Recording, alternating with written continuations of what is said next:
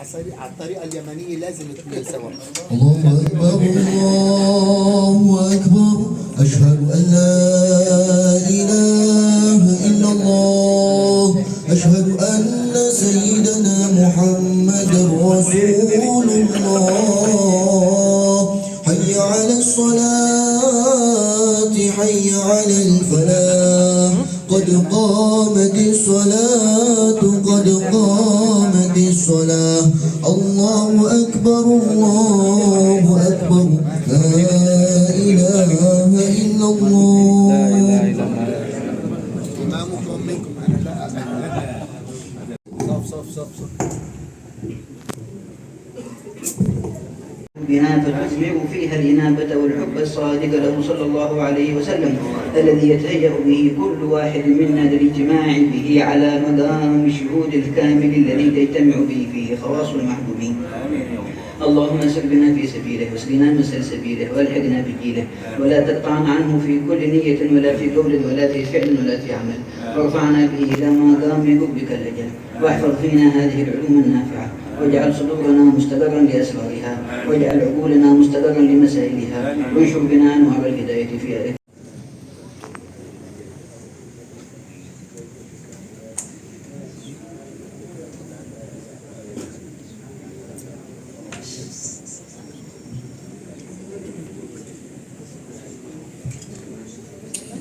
أن سيدنا محمد رسول الله اللهم صل على سيدنا محمد عبدك ورسولك النبي الأمي وعلى آله وصحبه وسلم أما بعد.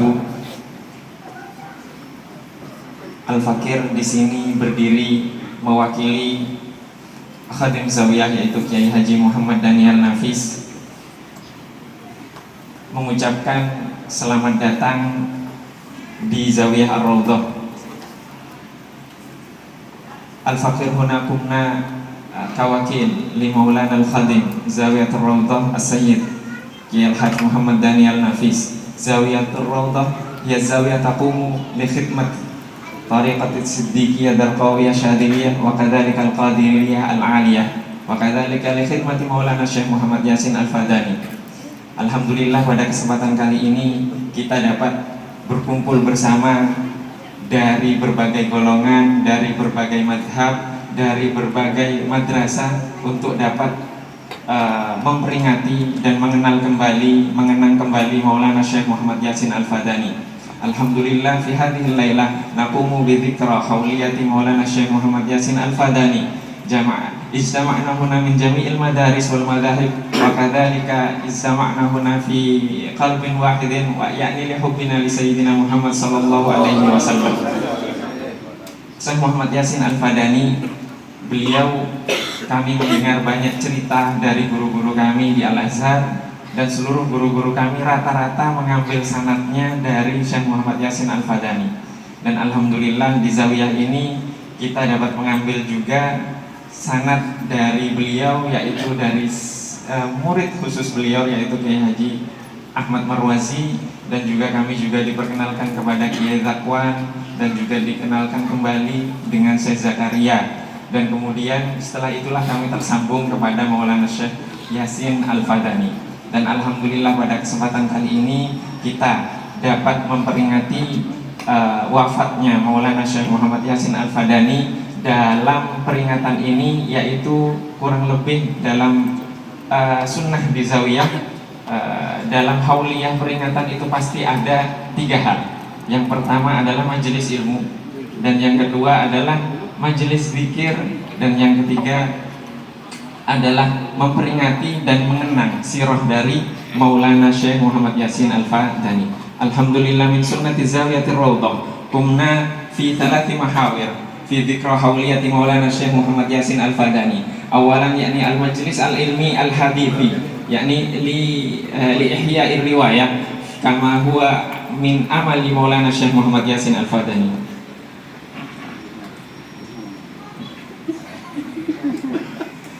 Kumna bi dzikra qiraatul Qur'an wa kadzalika al-adhkar wa du'a li Maulana Syekh Muhammad Yasin Al-Fadani. Summa fil akhir yakni fi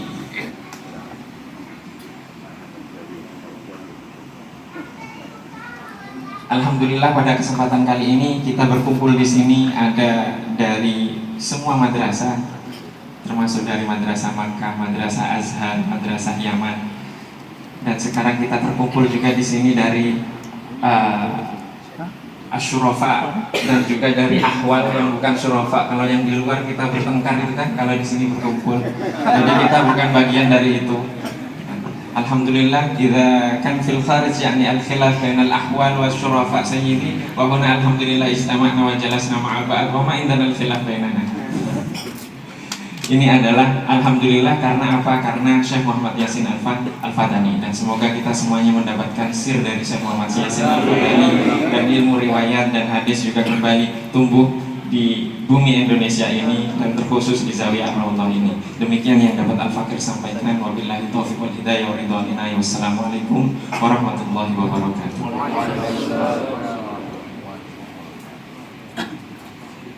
وتعالى يتغشانا ويتغشاه بالمغفرة والرحمة وأن يعيد علينا من أسراره وأنواره ونفعاته وكراماته في الدنيا والآخرة شهد الله وحضرة النبي محمد صلى الله عليه وسلم. الفاتحة. إياك نستعين اهدنا الصراط المستقيم صراط الذين أنعمت عليهم غير المغضوب عليهم ولا الضالين. آمين. بسم الله الرحمن الرحيم. قل هو الله أحد الله الصمد لم يلد ولم يولد ولم يكن له كفوا أحد.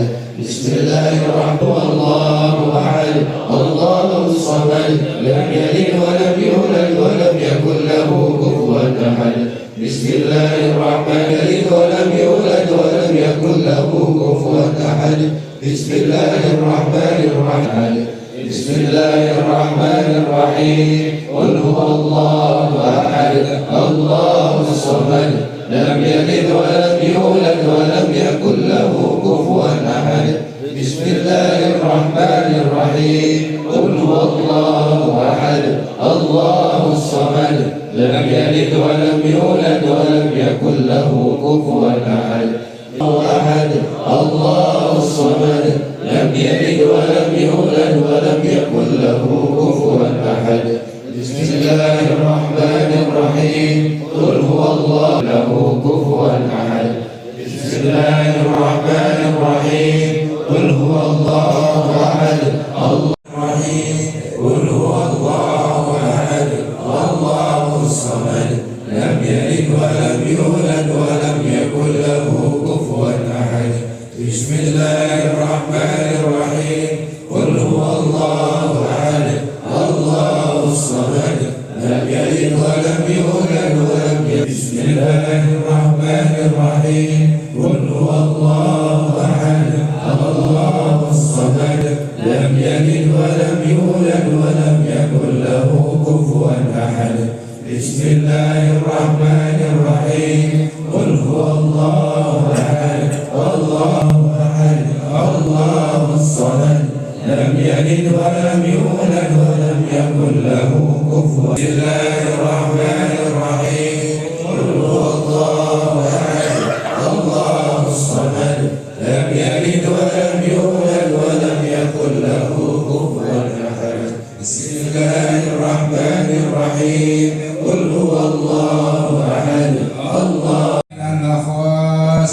وصلى الله على سيدنا ومولانا محمد وعلى آله وصحبه وسلم والحمد لله رب العالمين.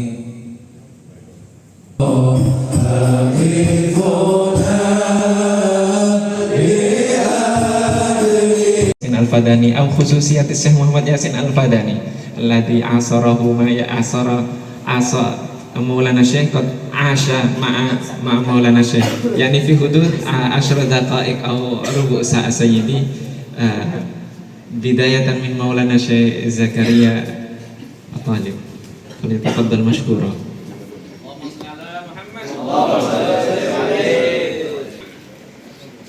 لأن النبي صلى الله عليه وسلم قال إنما العلماء ورثة الأنبياء فكل عالم ورث عن النبي صلى الله عليه وسلم هو سر المعجزة انتقل عبر رجال الإسناد إلى ذلك العالم وإلى قيام الساعة. والمريد والمحب لابد أن ينظر ببصيرة قلبه عندما يريد أن يتوجه إلى أي عالم أو معهد أو مدرسة. إن كانت تلك المدرسة أو المعهد أو الجامعة تقوي صلة التلميذ برسول الله صلى الله عليه وسلم عبر ذلك المدرسة والشيخ فليحمد الله وليصلي ركعتين شكرا لله.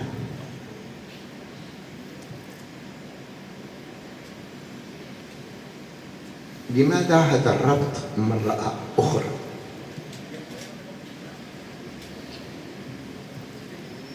لأن دين الله واحد ونبي الله واحد، والقرآن والسنة كلاهما اثنين في واحد، لأن السنة شارحة للقرآن، فالوحي واحد وما ينطق عن الهوى. فالحديث عن الشيخ ياسين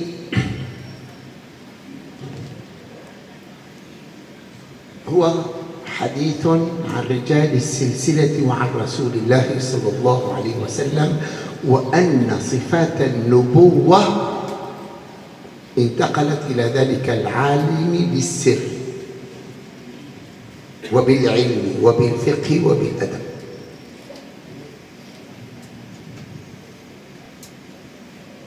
وعلم النبي وسر النبي وزع على 100,000 صحابي. الذي انتقل من القمر المنير إلى الصحابة نقل ذلك الحق وسر وضاءة ونور قبل الكلام. الدليل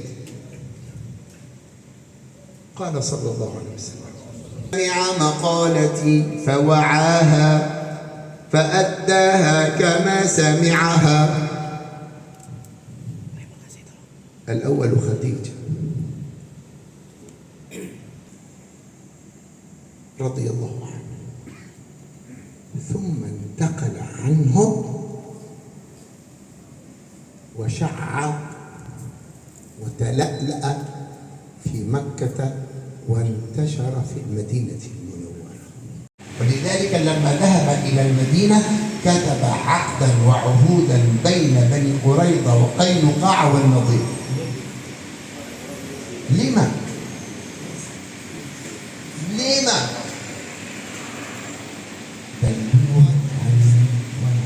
نأخذه إسنادا من آخر، لا، يريد أن إذا دخل علم الإسناد وكان ذلك اليوم لهم هندام ورونق ودل. أهل الشام عمامة وجبة، أهل مصر عمامة فوق طربوش أحمر، أهل تاريخ بعمامة سيدي عمر مميزة بطبقاتها المفتوحة وبطبقاتها. طيب لماذا؟ لكي يتقبل جميع طبقات المجتمع حتى العامي. شارع النصوص وانتقل إلى شارع الحب ليرى كل إنسان نذهب في قراءة الحديث. طلبة العلم يدخلون في شارع النصوص أو في شارع الحب، ينظر إلى حال إلى أين يذهبون هؤلاء الناس. كل شيء بقضاء وقدر، لا تتعجل، لا تأكل الموز قبل أن ينضج، فإذا نضج قلبك هرع وجهك ربك إلى تربتك ومعينك الذي أنت خلقك الله فيه. هم جهزوا جيوشهم بالقضاء على رسول الله في بدر وأحد والخندق وخيبر وقريظة 5 حروب عالمية أنشأوها لقتل ثلة من الصحابة. لكن نور النبوة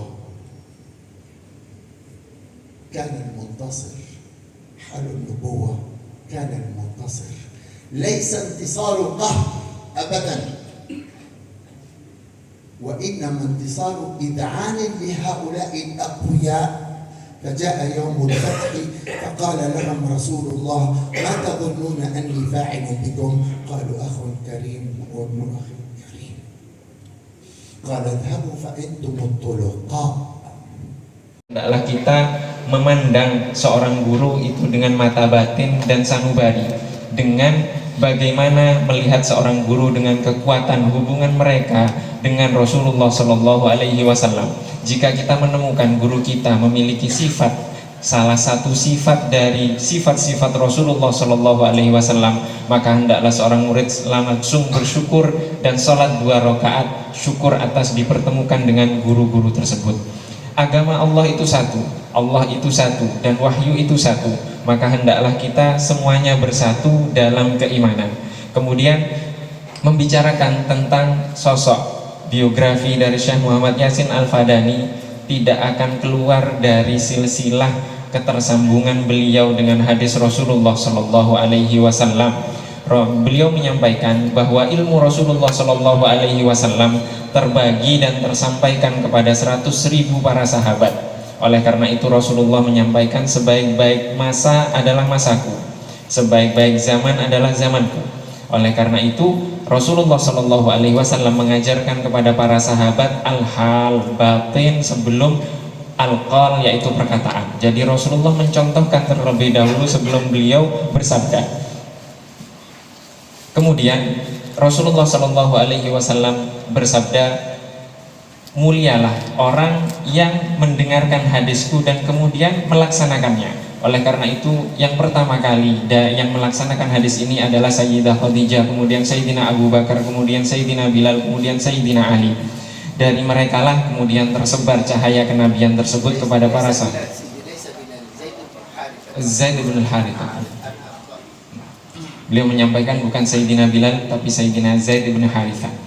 Jadi jika seorang guru, di dalam diri seorang guru ada sifat dari sifat Rasulullah Shallallahu Alaihi Wasallam, maka itulah hakikat dari pewaris para nabi. Di sini ada musalsal bil awaliyah.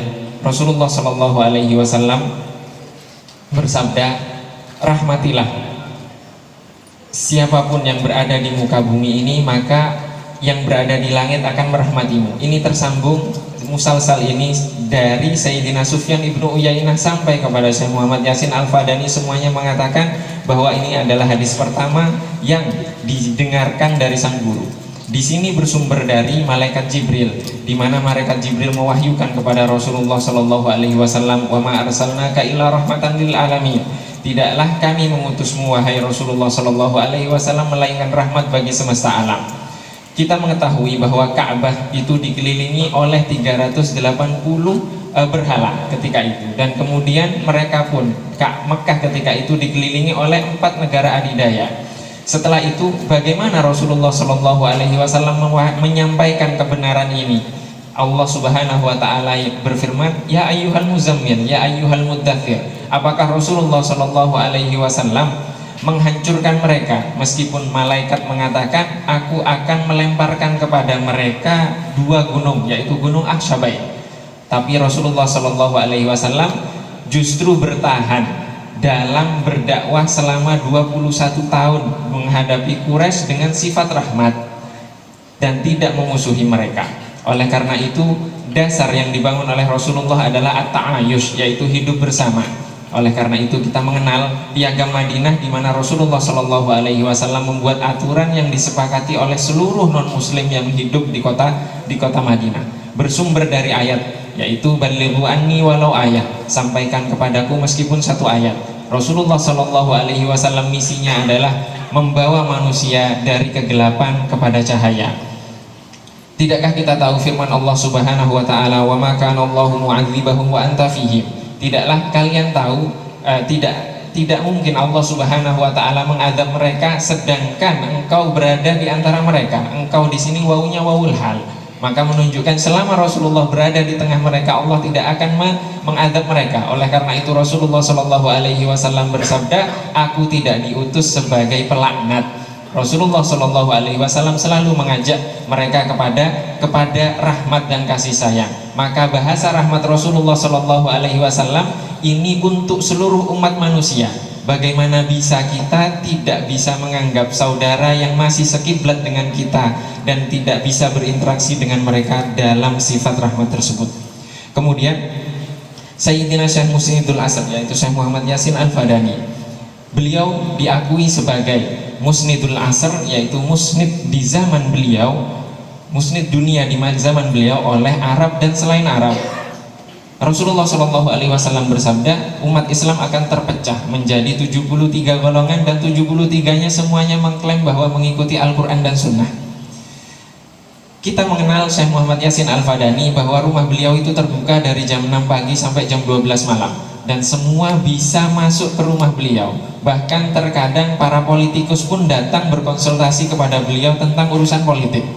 Dan dikatakan bahwa Syekh Muhammad Yasin Al-Fadani ini mutasahil, sangat memudahkan sekali dalam mengijazahkan. Akan tetapi ketahuilah bahwa jika orang yang datang kepada beliau itu dengan niat tulus, mereka akan mendapatkan rahasia dari silsilah sanad yang beliau ijazahkan kepada sang murid tersebut yang datang kepada beliau. Dan kami melihat itu, banyak orang yang madhabnya berbeda dengan Syekh Muhammad Yasin Al-Fadani, tapi setelah mendapatkan ijazah justru madhabnya ditinggalkan.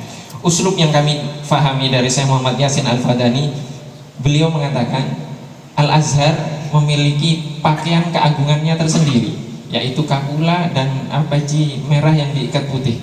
Kemudian di Syria juga demikian, memiliki kapula dan juga peci merah dan diikat putih. Demikian juga ahli Makkah, sebagaimana juga di ahli Yaman dan juga ahli Tarif. Akan tetapi Syekh Muhammad Yasin memiliki pakaian keagungan, yaitu sarung, kaos, dan sorban yang diikat. Itu adalah keagungan Syekh Muhammad Yasin agar diterima oleh seluruh kalangan masyarakat. Beliau tinggal di Utaibiyah di Syari' Lusus. Syari' Lusus artinya syari' copet, syari' pencuri. Artinya akan tetapi setelah Syekh Yasin datang ke Utaibiyah tersebut, di Syari' Lusus tersebut, di jalan copet tersebut, justru Syekh Yasin mencuri hati mereka dalam kecintaan. Kemudian inilah Syekh Yasin menerima seluruh orang yang mencintainya atau musuhnya untuk bertamu kepada beliau. Dan kita mengenal Rasulullah Shallallahu Alaihi Wasallam ketika Fathu Makkah, apa yang dilakukan oleh Rasulullah? Apakah Rasulullah Shallallahu Alaihi Wasallam membunuh para kafir Quraisy? Tidak. Rasulullah mengatakan, engkau adalah saudaraku yang mulia, putra dari saudaraku yang mulia. Oleh karena itu sekarang pergilah, kalian semuanya bebas. Berapa jumlah kafir Quraisy yang bersyahadat ketika itu? Syekh Zakaria mengatakan ada 2000 orang yang mengucapkan 2 kalimat syahadat. Kisah yang terakhir yang beliau sampaikan adalah Abdullah bin Ubay bin Salul. Abdullah bin Ubay bin Salul ini adalah pemimpin para munafik. Apa yang dilakukan oleh Rasulullah Shallallahu Alaihi Wasallam? Putranya datang dan mengatakan, jika engkau ingin membunuh ayahku, maka biarkan aku yang membunuhnya, agar aku tidak ada dendam pada saudara-saudaraku. Dan kemudian ketika Abdullah bin Ubay bin Salul ini mati, datang putranya yang bernama Abdullah dan meminta jubah Rasulullah Shallallahu Alaihi Wasallam untuk dijadikan kafan. Maka kemudian Rasulullah Shallallahu Alaihi Wasallam melepas jubahnya dan menjadikannya kafan bagi Abdullah bin Ubay bin Salul yang sudah dijamin dalam surat Al-Munafikun itu turun hanya untuk Abdullah bin Ubay bin Salul. Rasulullah masih memberikan jubahnya. Oleh karena itu setelah Rasulullah melakukan itu, pengikut dari Abdullah bin Ubay bin Salul ini semuanya mengucapkan 2 kalimat syahadat dan berislam dengan tulus dari hati mereka. Ini adalah dan kemudian di akhir beliau mengajak untuk menghayati Asmaullahul Husna. Barang siapa yang mengucapkan, membaca, menyebut Asmaullahul Husna tersebut akan masuk surga. Akan tetapi bukan hanya melafalkan, tapi juga membacanya dari dalam hati dan menghayatinya. Sebagaimana Sayyidina Abu Bakar, beliau memiliki sifat, mewarisi sifat atau terpancar sifat Allah Subhanahu wa taala rahmah. Sayyidina Umar sifat adil, Sayyidina Utsman sifat haya, dan seterusnya. Oleh karena itu Rasulullah SAW pernah bersabda, istafti qalbak, mintalah fatwa kepada hatimu. Maka sekarang cari di dalam hatimu kira-kira Asmaullahul Husna yang mana yang cocok untuk kita dan dapat kita resapi dan dapat kita pancarkan dalam perkataan dan perbuatan kita. Dan selanjutnya kami persilahkan kepada Maulana Syekh Ahmad Marwazi untuk menyampaikan Sohibul Majlis Al-Waqtu Maftuh.